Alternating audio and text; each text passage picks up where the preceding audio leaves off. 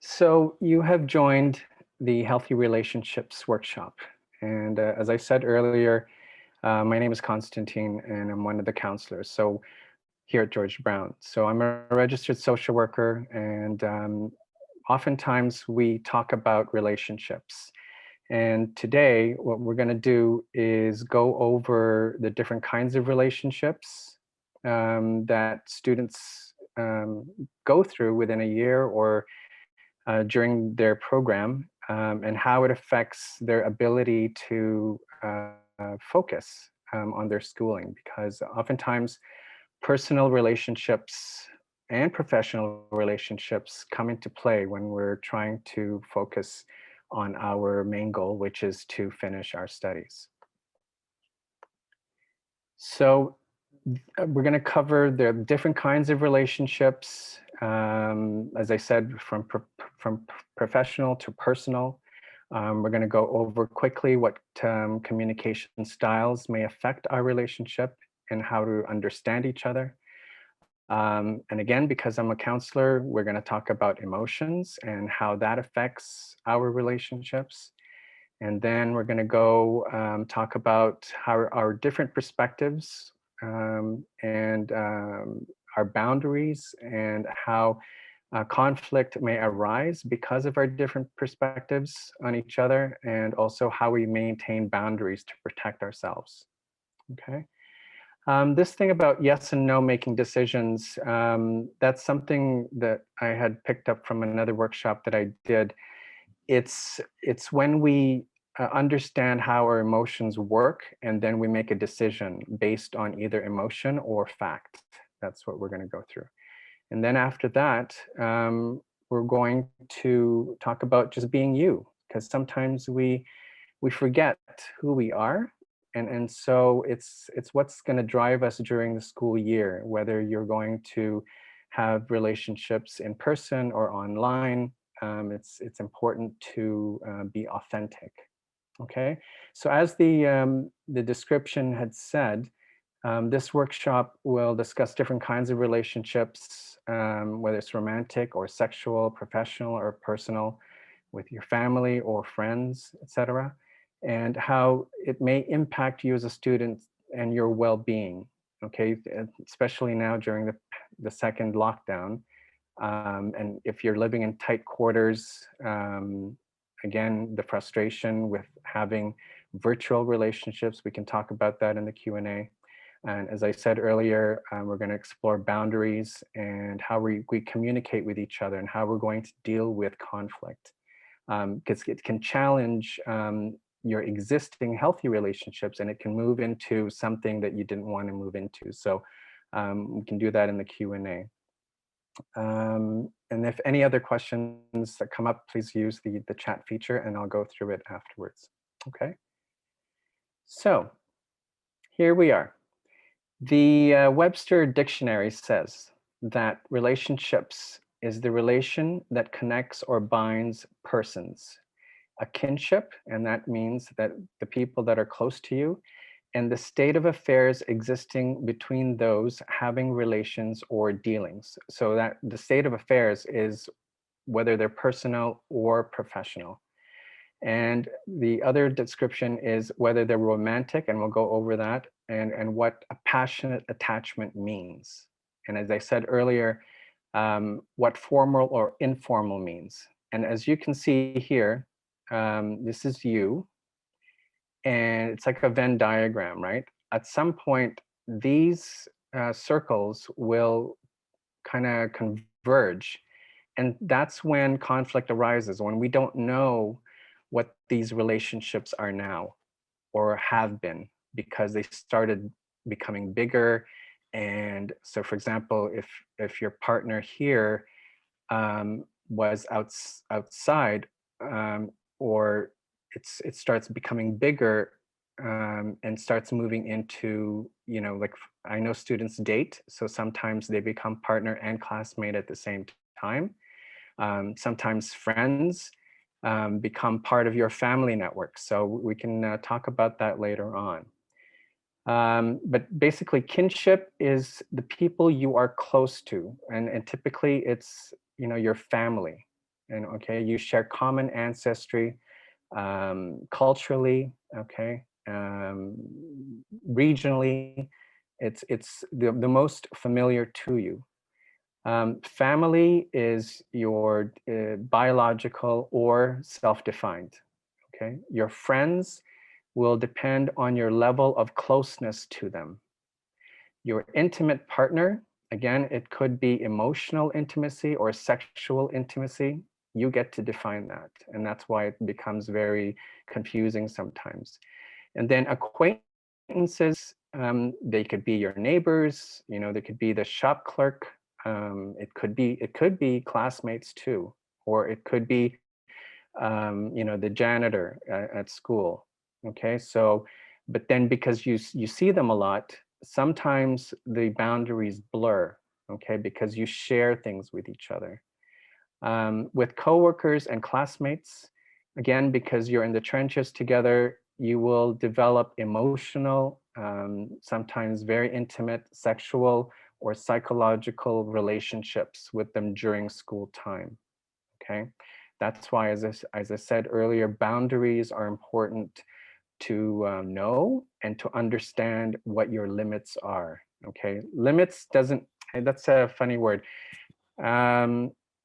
Let's say boundaries. It's what your threshold is for allowing certain things to happen. How's that? And we can talk about it in the Q&A, what boundaries mean to you. Okay. So in a sense, that's what relationships look like in a nutshell. Okay. So this is how as I was saying earlier, at some point, the circles become larger or they start moving into different realms. And this is, again, this is you.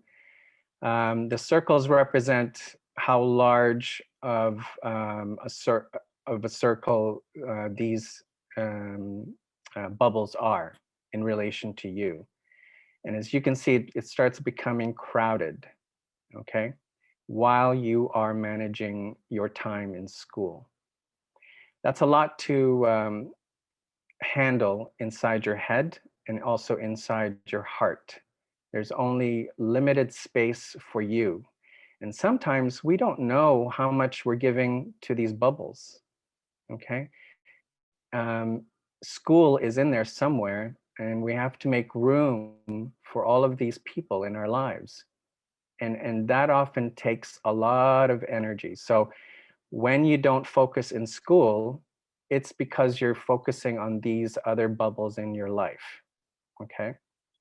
And as you can see in this Venn diagram, it's how we are connected. And these bubbles can become small and large throughout your duration in school and then even afterwards, because you pick up these relationships, like for example, classmates, they either become your friend or your partner. And so at some point, I think if you're an international student here, these classmates become part of your family system, okay? And some international students have cousins or relatives here, and they don't become like the primary family system. It's their friends and classmates that perhaps become their family system. So this here is, I was just describing here how we are connected. And it's important to know what your professional relationship is. And typically this would be your professors and also your faculty support system here at George Brown. For example, myself, a counselor.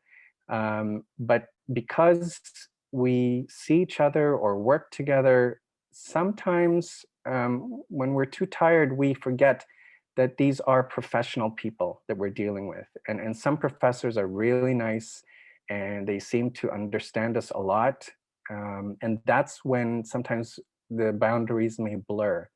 You know, some professors may joke around a lot and we think, oh, they really get me. And, you know, but that's their personality showing, right? And so we connect with them like that. So as I said, then there's some students that maybe we develop romantic feelings for if we're in residence. Sometimes we're put in groups together, and then we share things as we're trying to do our assignments together. And we realize, wow, I'm attracted to that person. And or we share similar interests or cultural similarities, and let's hang out. So this is normal. Okay, this is normal. And then again, as I said, we start to develop this sense of family or kinship with these people that we hang around with. Because again, as students, sometimes we're away from our biological families. So it's normal to develop these relationships because we need to feel connected. That's how we are wired. Now, platonic, you've heard of this before, that simply means that we are not intimate with this person. Okay, it's strictly just like we don't know any personal information about this person. We just say hi and bye, and that's the extent of it. Okay. So the context of that is, as I said, and I described this, professional would be like your work or school or neighbor. Romantic or sexual or intimate would be like your potential partner or partners, depending on what kind of relationship you want to have. And familial is whoever you are or you feel close to. And platonic, again, this is kind of blurred. It's either a friendship, which is non-sexual, but then again, because you get to define what kind of relationship it is, some friendships move into very intimate relationships. Okay. What was I saying here? Yes. So as I said, boundaries are important. So this is you in the middle. You always should maintain some kind of boundary here, and we should always be aware when some of these circles start moving into our own circle. Sometimes we don't know because we're so tired, right? And I'll give you an example. Texting. Sure, I'll be here for you. And then next thing you know, they're texting you 24/7. Okay. What else? Your boss at work will say, hey, Constantine, can you come work? I understand you need a lot of money. So can you work like 3 days this week? Even though they know you're in school, they still are going to ask you to come work for them, even though you said I can only work 1 day a week. Okay. Your partner.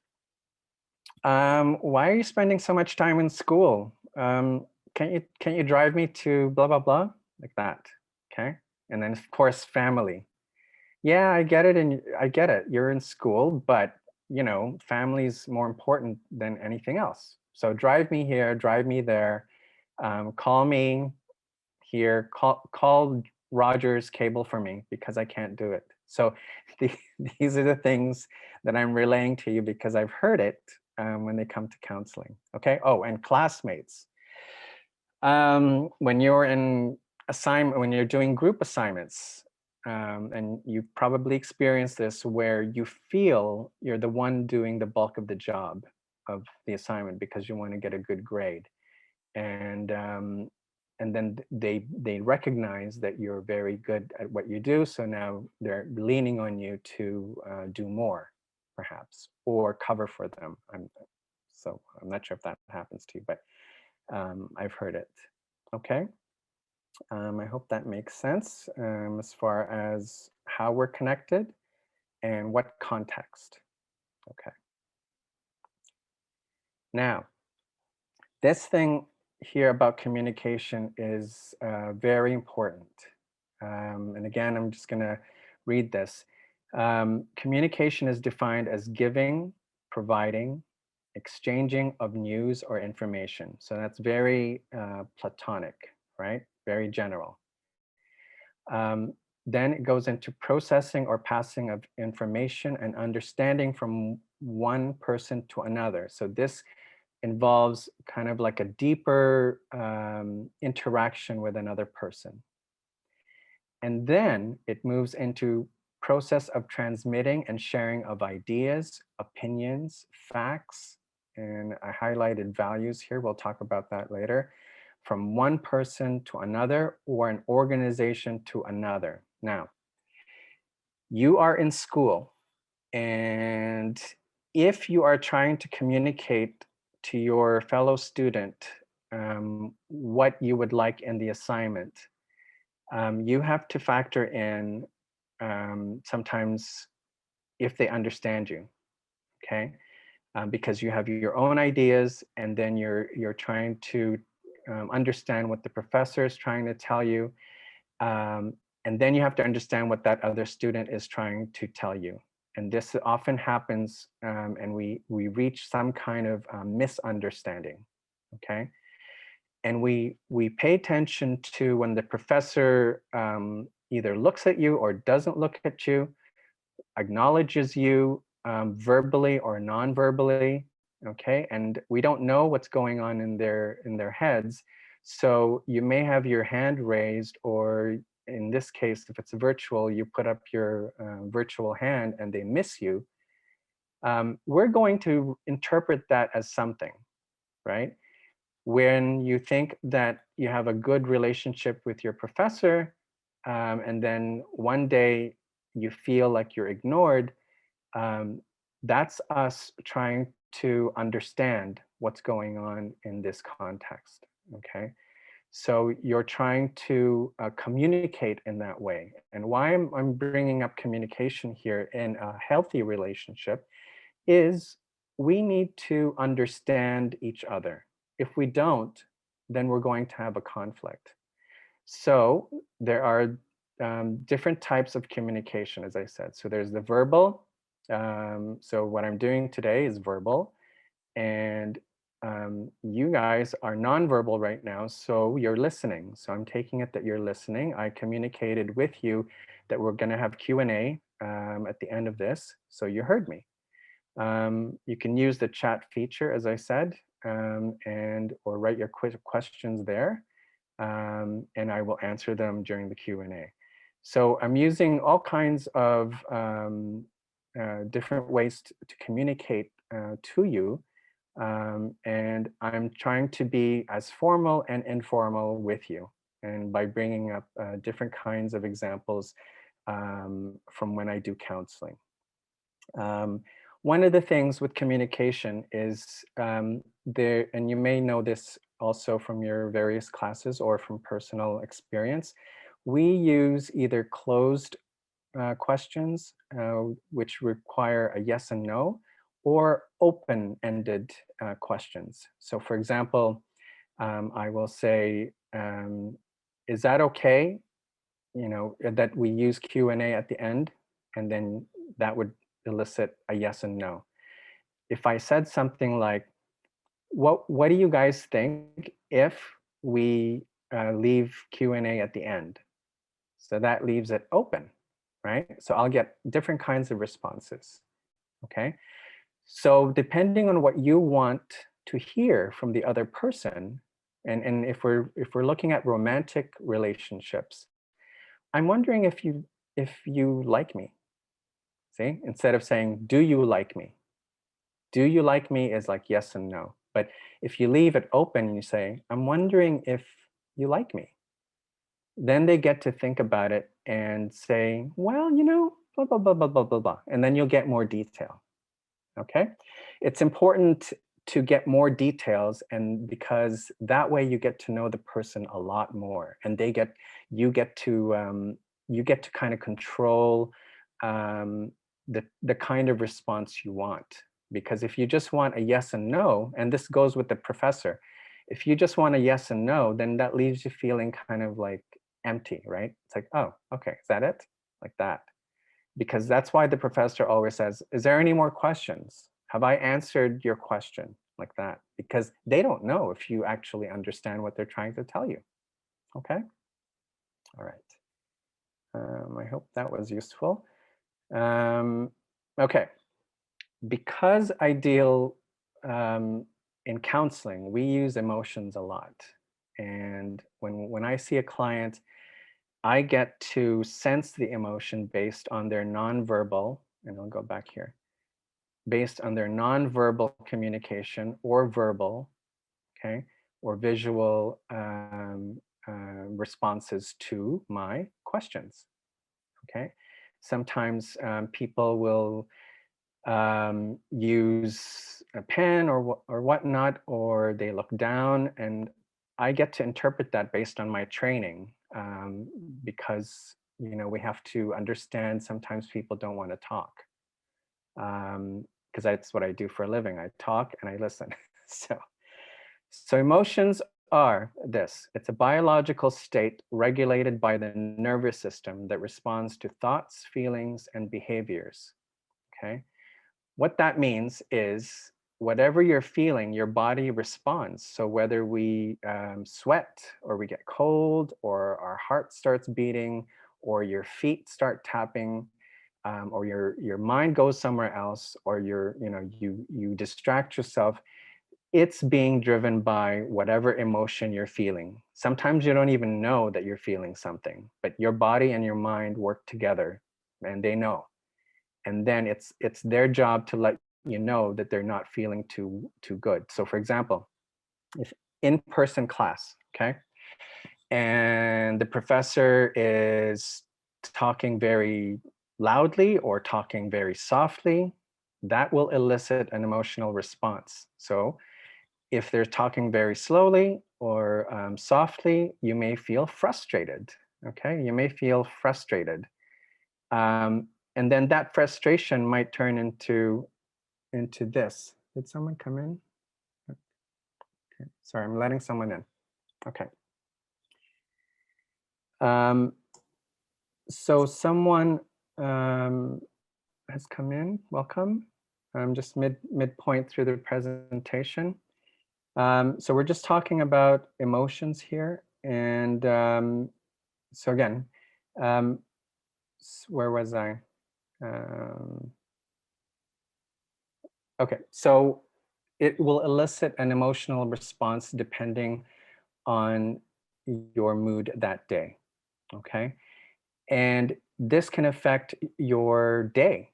And if you're in class and you're interacting with your professor or with other students, this will affect your ability to concentrate. So it's important to understand what you're feeling that day. So when you come to counseling, this is what we talk about. Because if you're feeling bored, if you're feeling agitated, we get to understand what you did the day before, the night before, and this often affects how you feel that day.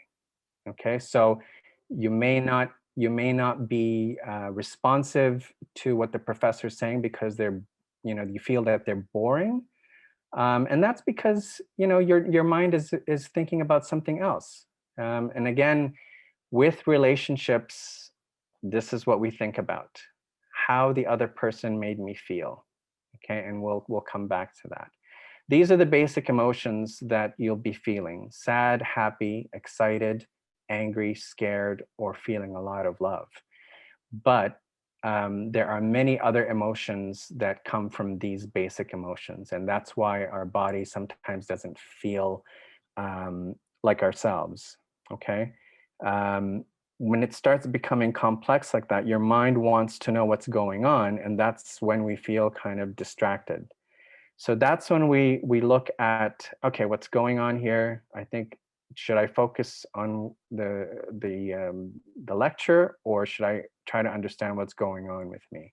Did I feel ignored, or did I feel like someone's paying attention to me? That kind of thing. Okay, this is something to think about. Okay, so here we are. We're back to us, me, and how my perspective or my point of view on how I interact with my friends, my family, my classmates or coworkers, my partner, and my acquaintances. This will depend on the day. Okay. Again, I mentioned one thing about not sleeping well last night. Well, if I wake up grumpy, or tired, and I have a friend that really needs to talk to me, I may not be available, but because I'm the kind of person that's always available, I'm going to say yes, okay? Even though I'm feeling grumpy and tired. This friend now will react and say, "You're not paying attention to me. How come?" "I am paying attention to you." "No, you're not." And then so it goes back and forth. And you can use that same example with, your partner, even with your classmate, when you're in group assignments, with your family especially, okay, or with your professor. "Constantine, are you paying attention?" That kind of thing. Okay, and we may react to that, and they think, "You don't know what's going on in my life. Why are you thinking I'm not paying attention?" See, so that's the conflict that we're talking about. So it's important to maintain this kind of boundary. If we let, that saying, they're letting you, that you're letting them get to you, it's because your boundaries are a little bit fragile right now, and they are able to come in and penetrate that boundary. Okay, boundaries protect us, and I said limit, but yeah, it limits our interactions with others. So this is your stop sign to say, "You know what, I think I need a moment and I'll get back to you. Is that okay?" So that's what we say. We make them feel okay about them asking questions, but we also maintain our boundaries. I hope that makes sense. And that's because we don't want to get into a conflict, a disagreement. And this can often happen, like, let's say we're at work, okay? "Hey, Constantine, can you do this and this?" And then someone else says, "Hey, Constantine, can you do that and that?" And I'm like, "But I'm supposed to do this and this." "Yeah, well, do this first." And then your mind just tries to figure out what it should do first. And if I got good sleep, I'll be able to make a decision actually and say, "You know what? I'll get to you, but this person asked me first." But if I didn't get enough sleep and I'm grumpy, I'll say, "You know what? I'm going home."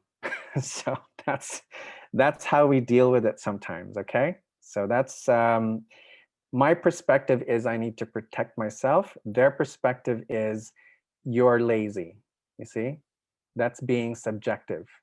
If I'm being objective, I'm going to say, "Okay, I'm here to work, but I partied last night. So do I have any excuse to not do my work?" That's being objective. They're going, "You're lazy, Constantine." Okay, that's all I see. Um, I'm lazy today, but I'm not lazy all the time. So you're judging me for this one day. Anyway, so that's the conflict that's arising, okay, and the different perspectives. So that's why it's important to know what your boundaries are. And boundaries can be physical, psychological, emotional. Okay. It can protect or limit. Okay. So that's up to you to decide how thick or strong your boundaries are. You get to decide who you want to let in emotionally, psychologically, sexually, physically, etc., and know what your boundaries are, and you should know what their boundaries are. And if you don't know what their boundaries are, it's okay to ask, right? We don't know, we're not mind readers, and that's why we always ask. So for example, if you're in an intimate relationship, and your partner wants to do more than what you're comfortable with, we say, "Actually, no, I'm not comfortable with that." And then they'll ask, "Why not?" "Well, yep, Mark, I see you. So I will get to the questions after." Um, and so it's okay to say no. Okay, no doesn't mean that you are denying. It just means that you're respecting your ability to choose. Okay, to have what they say, agency over yourself. Okay. A conflict is a struggle for power. In the strong sense of the word, it's a struggle for power, meaning who has control over something. It can also mean that it's a strong disagreement between two people or more. Okay, that's what a conflict is. Like in war-torn areas, there are conflict situations because they have different perspectives, and sometimes their boundaries have been infringed upon. It's the same thing with personal relationships. So what I said about countries, that those are complex relationships. And I talked about emotions because we don't want to get into anger, because anger results into not a very good outcome because differences are not resolved. Okay, the idea is to resolve the differences and come up with a solution. Okay, so here we go. We're almost nearing the end, and we'll get to the questions after, and I'll turn off the recording. So here's something that I'm going to go over with you, and I went through it quickly.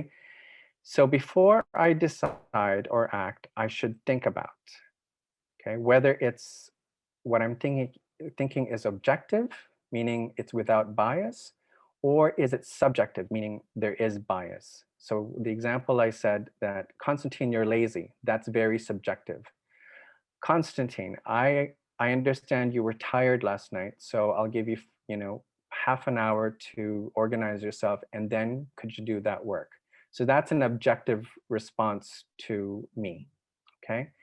We have to understand what is information versus emotion. So emotion is, I'm feeling like you don't really like me, okay? That's the emotion. I understand that you don't really know me. So that's the information. So it's actually facts versus feeling, okay?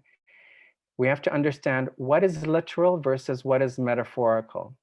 You're like really slow, like a turtle. That's metaphorical, okay?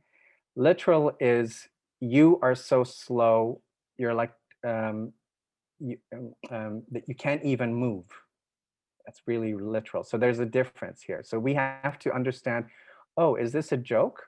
Are you just using an example? Oh, I get it. And you're not insulting me. So see, we have to clarify, especially if we come from different countries, and sometimes culturally we don't understand what they're saying to us. Okay, so it's okay to ask, sorry, can you repeat that? I don't understand what you're saying. So that puts the other person in a situation where they have to kind of step back and say, oh, right, sorry. And then now they understand that we don't understand, right? So we have to be mindful of being too precise. Oh, you're so slow. And then we question it. What do you mean slow? You mean like intelligence, or do you mean like physical? And then that's where the disagreements, we start minimizing them, because now we understand what they're saying. Quantity versus quality. So here it's the amount of, for example, the amount of times that they have to, the amount of times they have to tell us, or the amount of times. Okay, it's letting someone. The amount of times, or the one time that we can tell them, and it's robust, or it's enough. Okay. Here, as I said earlier, if they don't understand us, then they're going to misunderstand. So we have to explain. I talked about communication. If we don't communicate well, then there's going to be miscommunication.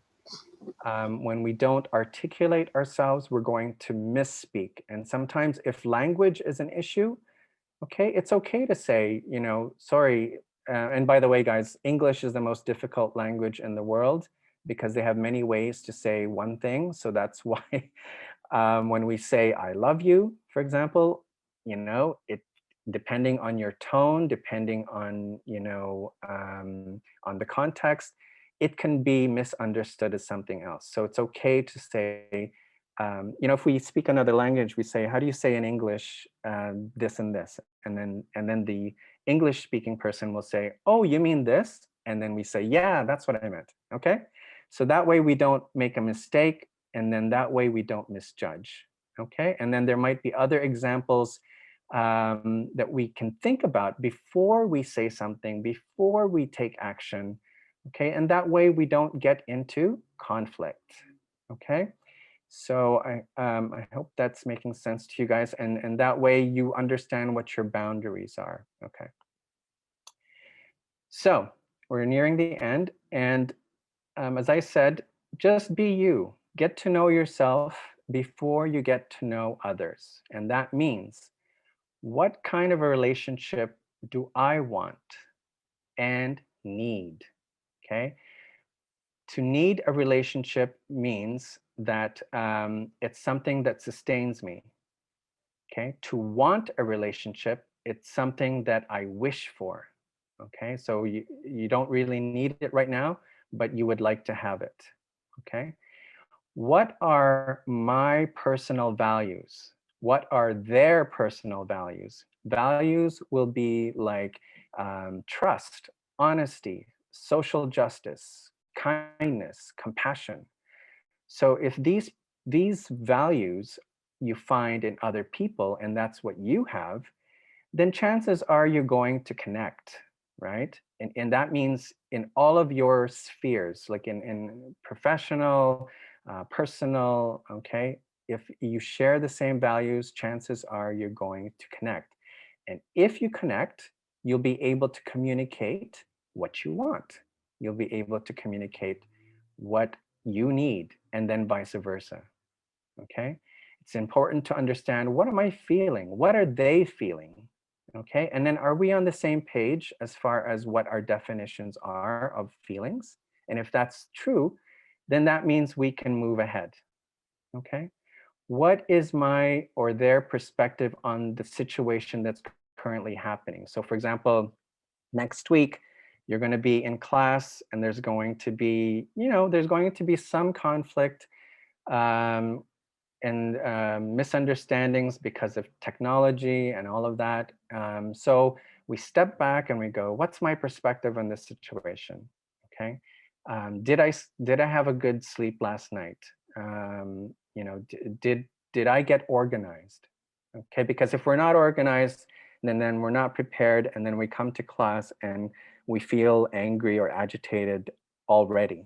So we take a step back and we go, okay, what if the professor isn't prepared? See, that's another thing. So we have to like understand each other's perspectives. And then, okay, what am I capable of today? What is my boundary? Okay, what is my threshold psychologically, emotionally, intellectually, okay, physically? Like, can I sit on the chair for like, 4 hours? Can I take a break? Okay, that's what your boundaries are. And then if you get into conflict, just try to understand, what is the conflict? What is driving this conflict? Why do I feel like angry or frustrated, or why do I feel distracted by certain things? Okay, so that's something that if you want to take a screenshot, or I'll come back to the screens that you want me to come back to, and you can take a screenshot if you want. But basically, that's it. It's like, be you and do you. Okay. So that's it.